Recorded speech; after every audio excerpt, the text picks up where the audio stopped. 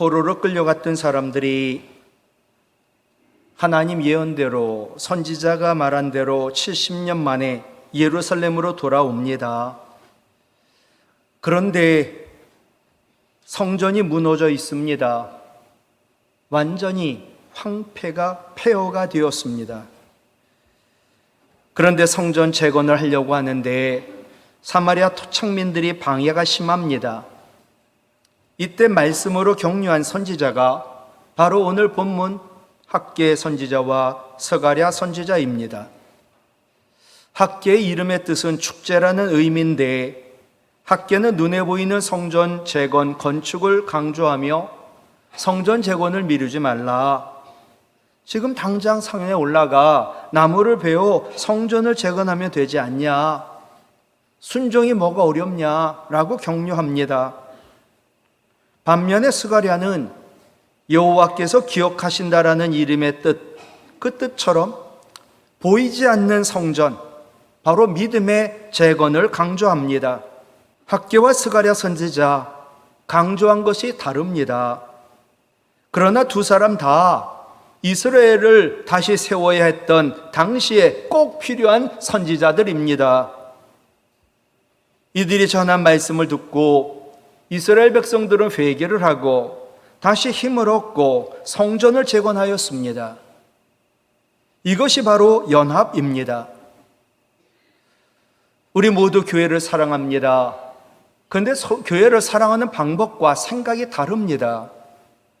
우리는 서로 남남이나 적이 아니라 같이 동역해야 될 동역자요, 연합해야 될 하나님의 지체 백성들입니다. 주님의 일은 서로 다른 사람이 연합하여 하는 겁니다. 그러므로 첫 번째로 말씀으로 서로 격려해라. 오늘 본문 앞에 1절로 11절에 보면 하나님 학개 선지자를 통하여 포로에서 돌아온 이스라엘 백성들에게 선포한 메시지가 나오는데, 메시지의 내용은 두 가지로 요약이 됩니다.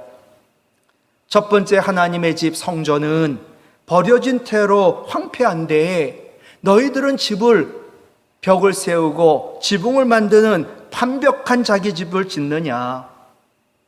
그리고 하나님의 일 생각하지 않고 왜 자기 육신의 일만 위해서 일을 하느냐? 그 일이 한번 생각해봐라, 돌아봐라. 그게 옳은 일인가?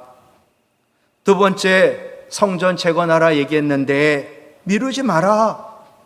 지금 즉시 산에 올라가 나무를 가져다가 하나님의 전을 지어라. 학개 선지자가 백성들에게 말씀을 선포하자 오늘 12절 말씀을 보세요. 스알디엘의 아들 스룹바벨과 여호사닥의 아들 대제사장 여호수아와 남은 모든 백성이 그들의 하나님 여호와의 목소리와 선지자 학개의 말을 들었으니 이는 그들의 하나님 여호와께서 그를 학개를 보내셨음이라. 백성이 다 여호와를 경외하였다. 학개 선지자가 말씀을 선포하자 백성들이 하나님 말씀을 들었고 그리고 하나님을 경외했다는 겁니다. 여러분, 사람의 본분이 뭘까요? 사람이 마땅히 해야 되고 삶의 목적이 뭘까요? 부귀영화 누리고 엄청난 권력을 가졌던 솔로몬이 인생 다 살아보니 모든 것 헛되고 헛된 것뿐이고 사람의 본분은 하나다. 솔로몬은 전도서 마지막에 사람의 본분으로 결론을 냅니다. 전도서 12장 13절, 이래 결국은 다 들었으니 여호와를 경외하고 하나님을 경외하고 하나님 명령 말씀을 들을지어다. 이것이 모든 사람의 본분이니라. 사람이 해야 될 일이 뭔지 아세요? 잘 살고 잘 먹고 성공하고 이런 것이 아니라 하나님 경외하고 하나님 말씀 잘 듣고 지키는 것이 사람이 해야 될 도리라는 거예요. 그러면 어떻게 하면 하나님을 경외하는 마음으로 하나님 말씀을 들을 수 있을까요? 12절 말씀 다시 보면 여호와의 목소리, 바로 뒤에 선지자 학개의 말이 나란히 기술되고 있습니다. 즉 백성들은 선지자 학개가 선포한 말을 사람 학계의 말로 받지 않고 하나님 말씀으로 받았다는 거예요. 지금도 제가 말씀을 전하지만 저 사람이 전하는 말 나 안 들어. 나 저 사람과 별로 사이가 좋지 않거든. 여러분, 목회자가 전하는 말도 제가 제 얘기를 하면 안 들어도 되지만 하나님 말씀은 하나님 말씀으로 들어야 돼요. 그래서 백성들은 선지자 학개가 선포하는 말씀을 듣고 하나님 말씀으로 청종한 겁니다. 그리고 하나님을 경외할 수 있었던 거지요. 그럼 어떻게 백성들이 선지자 학개가 선포한 말을 사람의 말로 받지 않고 하나님 말씀으로 받을 수 있었나? 12절에 계속 나와요. 이는 그들의 하나님 여호와께서 그를 학개를 보내셨음이라. 예. 하나님이 학개를 선지자로 세웠거든요. 하나님이 세운 종이다. 그걸 믿으니까 학개가 선포한 말을 사람의 말로 받지 않고 하나님 말씀으로 받아 하나님 말씀을 청종하고 하나님을 경외할 수 있었던 거지요. 부족한 종이지만 하나님이 세우셨다라고 여러분들이 인정해야 제가 전하는 하나님 말씀을 하나님 말씀으로 받게 되고 또 그 말씀을 청종하게 되고 그리고 하나님을 경외할 수 있는 거예요. 이스라엘 백성들이 핑계 저 핑계 대며 하나님의 성전을 황폐한 채로 놔둡니다. 그리고 자기들의 집은 열심히 잘 짓고 꾸미는데 얼마나 열심인지. 그러면 어떤 결과가 나올까요? 6절에 보면 많이 뿌릴지라도 수확이 적으며 먹을지라도 배부르지 못하며 마실지라도 흡족하지 못하며 입어도 따뜻하지 못하며 6절 그대로예요. 일꾼이 일회를 해서 품삯을 받아도 구멍 뚫어진 전대에 넣는 것이 된다. 그러니까 하나님 말씀에도 듣지 않으니까 이런 일들이 일어나더라고요. 백성들이 드디어 하나님 말씀을 청종하고 하나님 경외하자 하나님이 약속합니다. 이어주는 13절. 그때 여호와의 사자 학개가 여호와 하나님의 위임을 받아 백성에게 말하여 이르되 여호와가 말하노니 같이 읽어요. 내가 너희와 함께 하노라 하니라. 내가 하는 게 아니라 하나님 말씀하신다. 여러분들이 하나님 말씀 청종하겠다고 하나님 경외하겠다고 그러자 하나님 약속하셨다. 하나님이 너희와 함께 한다고. 지금 돌아온 백성들이 하나님 성전을 황폐한 채로 내버려 둡니다. 그 이유 중에 하나가 뭐냐 하면 하나님 성전을 재건하는데 방해하는 힘 있는 무리가 있어요. 하지마, 했다가는 큰일 나, 우리한테 당해, 겁을 준 거예요. 그런데 하나님 말씀 이제 듣겠다고 하나님을 경외하겠다고 그러자 하나님이 약속한 거지요. 내가 너희와 함께 하겠다. 그러니 이제는 그들을 두려워할 필요가 없지요. 하나님이 함께 하시면 함께 하신 하나님이 우리를 굳세게 강하게 하시고 우리를 도와주시고 의로운 오른손으로 우리를 붙드시니까 여러분 교회는 왜 나오세요? 교회는요 위로받고 칭찬받고 격려받고 치유되고 회복이 되려고 나오는 거예요. 상처투성인 우리들, 연약하지 연약한 존재인 우리들, 올 때마다 우리는 서로 하나님 말씀으로 격려해야 되겠지요. 이사야 41장 10절, 목회자인 저는 군대를 가는 아이건 슬픔을 당한 가정이건 말씀으로 위로와 격려하는 게 제가 할 역할이지요. 이사야 41장 10절, 군대 가는 아이들한테 꼭 이 말씀으로 격려하거든요. 두려워하지 말라, 내가 너와 함께함이라. 하나님 함께하면서 세 가지 하신대요. 내가 너를 굳세게 하리라, 강하게 하신다는 거거든요. 두 번째, 참으로 너를 도와주리라. 세 번째, 참으로 나의 의로운 오른손으로 너를 붙들리라. 아멘. 하나님의 의로운 손은요 능치 못할 일이 없어요.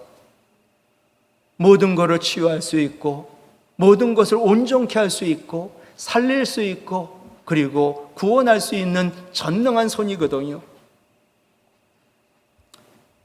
우리 모두는 연약합니다. 우리 모두는 상처가 많습니다. 그러므로 우리에게 필요한 것은 칭찬과 격려입니다. 교회 오면 칭찬받고, 교회 오면 서로 격려하고, 그게 교회입니다. 칭찬은 고래도 춤추게 한다. 칭찬은 돼지도 나무에 기어오르게 한다. 이 말처럼 칭찬은, 사람은 칭찬으로 날개를 얻고 동력을 얻는 겁니다. 그런데 격려가 칭찬보다 더 중요합니다. 칭찬은 잘할 때 박수를 보내는 것이라면, 격려는 실패하고 넘어졌을 때 일으켜주는 힘이니까 칭찬을 받잖아요. 더 잘해야지 하는 부담을 줄 수 있어요. 그러나 격려는 실패한 그대로, 아픈 그대로, 죄 지은 그대로, 쓰러지고 넘어진 그대로, 피투성이 된 그대로, 있는 그대로 사랑받고 있다고, 그래서 우리에게 힘을 주는 것이요.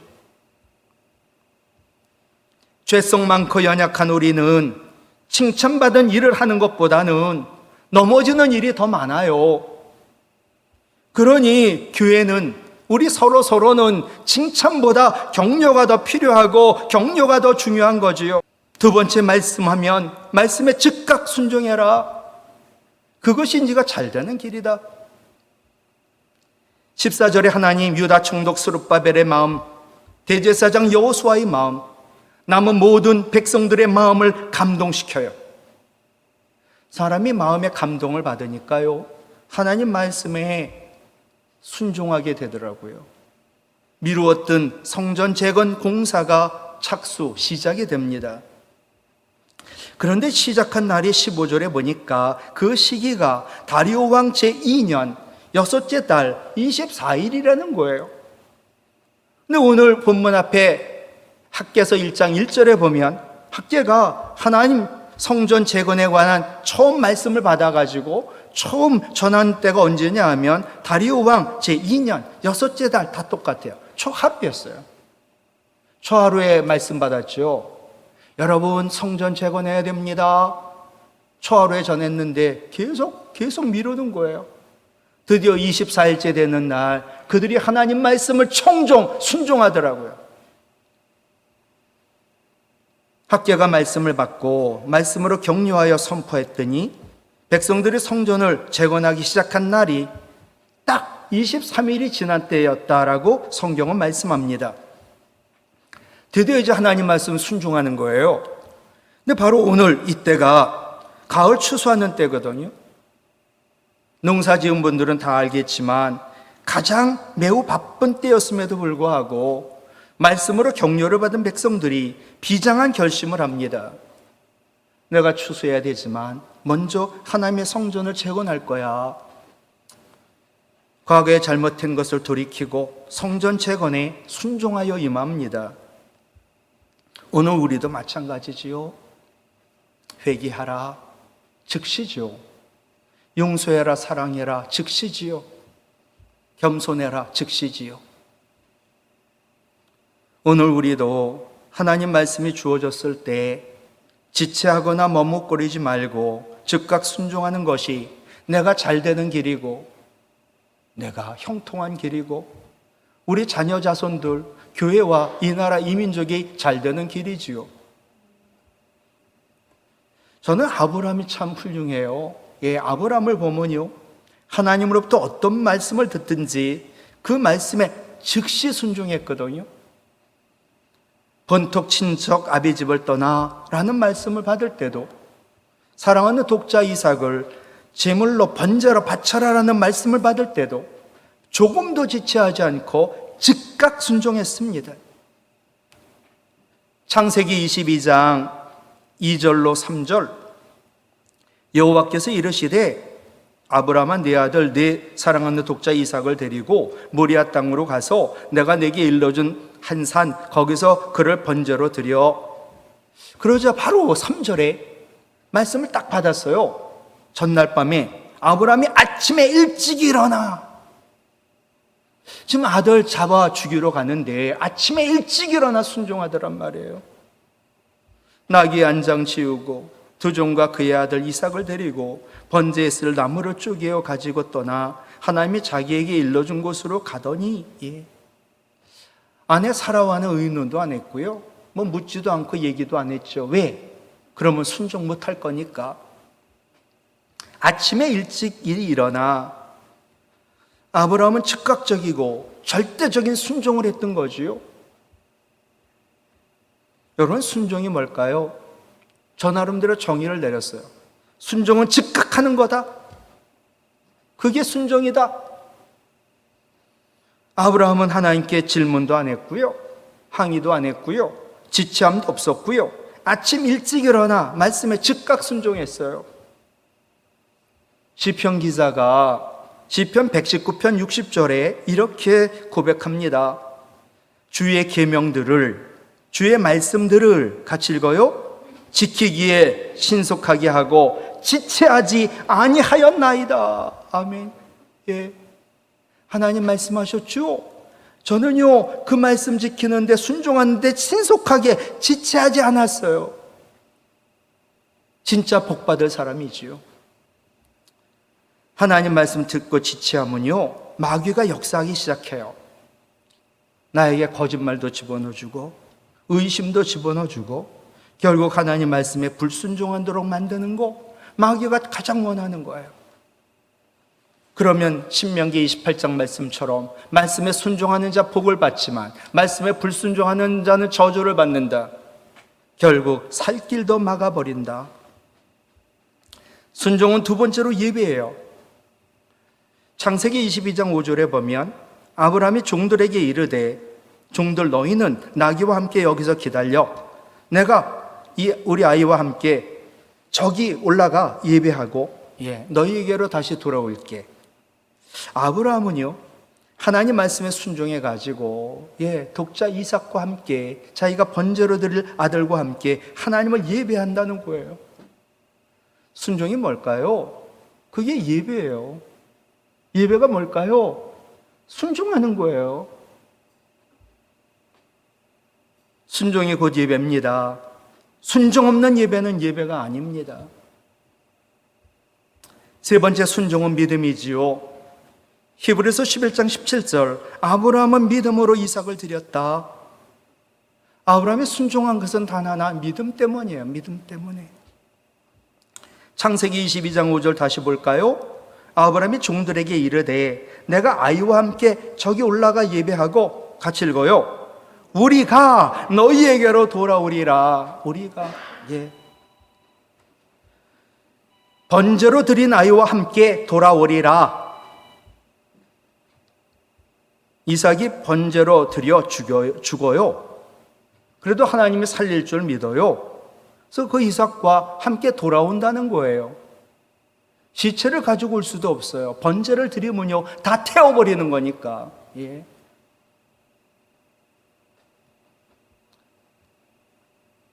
참 믿음으로 순종했고요.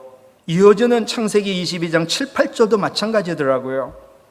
이삭이 아버지에게 말하죠. 아빠, 불과 나무는 있는데 왜 번제할 어린 양이 어디 있어요? 아브라함이 이르되 내 아들아, 번제할 어린 양은, 여기가 또 중요해요. 시작. 하나님이 자기를 위하여 친히 준비하시리라. 아멘.